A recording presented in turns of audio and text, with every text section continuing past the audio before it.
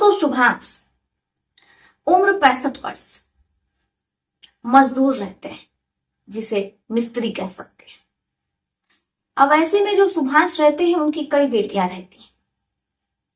उनकी मिसेस, जिन्हें एक ऐसा गंभीर रोग रहता है जिसका इलाज वो एम्स जैसे हॉस्पिटल में करवा रहे होते हैं, लेकिन कहीं से भी उन्हें आराम नहीं मिल रहा होता है। किसी तरीके से सुभाष का परिवार चल रहा होता है।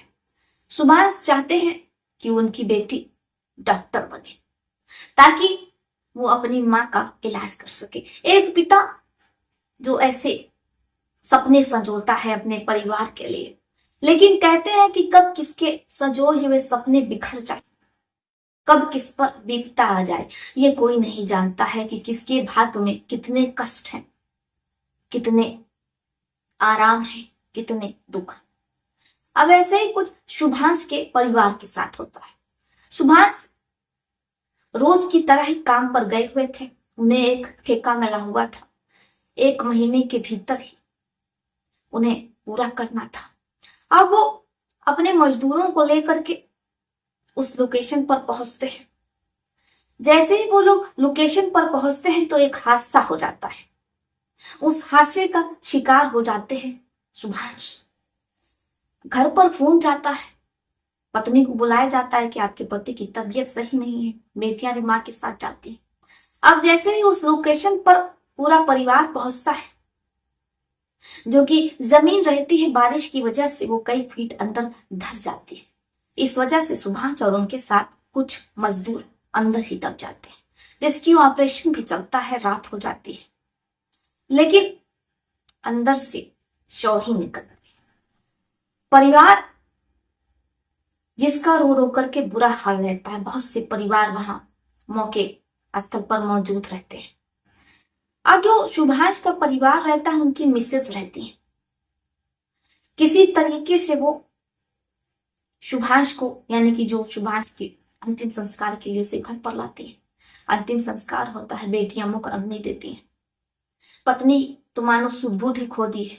बेटियां किसी तरीके से अपनी मां को संभालती हैं। अब ऐसे समय बीतता है।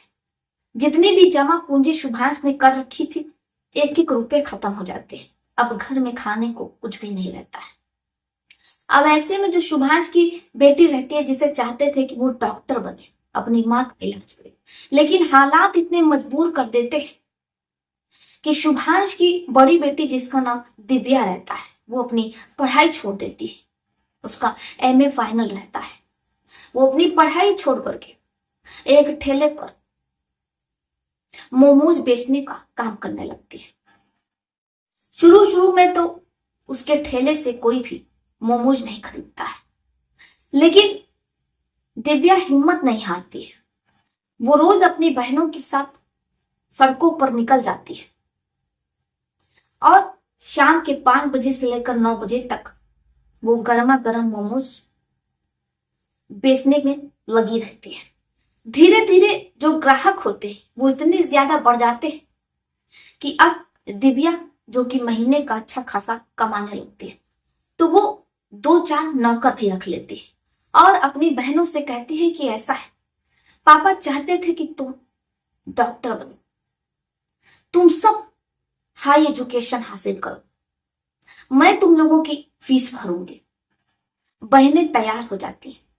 इसके बाद दिव्या अपनी बहनों को पढ़ाती है। समय बीतता है। दिव्या की बहन, एक इंजीनियर, दूसरी सर्जन बन जाती है, डॉक्टर बन जाती है।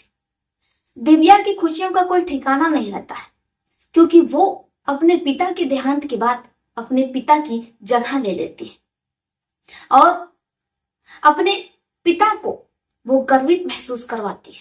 उसके पिता जब सिर्फ से देखते होंगे तो अपनी बेटी पर, यानी कि दिव्या पर गर्वित होते होंगे कि उनके जाते ही दिव्या टूटी नहीं, उसने पूरे घर को संभाल लिया।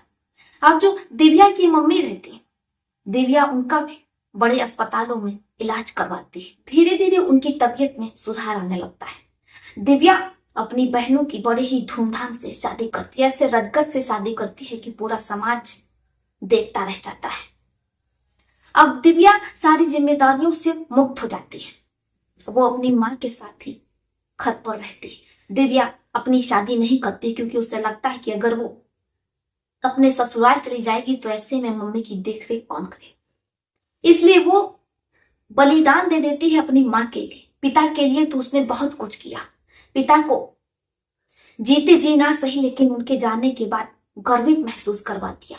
आज लोग मिसाल देते हैं सुभाष के परिवार की, सुभाष के बेटियों की। ऐसी सराहनीय बहादुर बेटी पर एक कमेंट तो बनता है।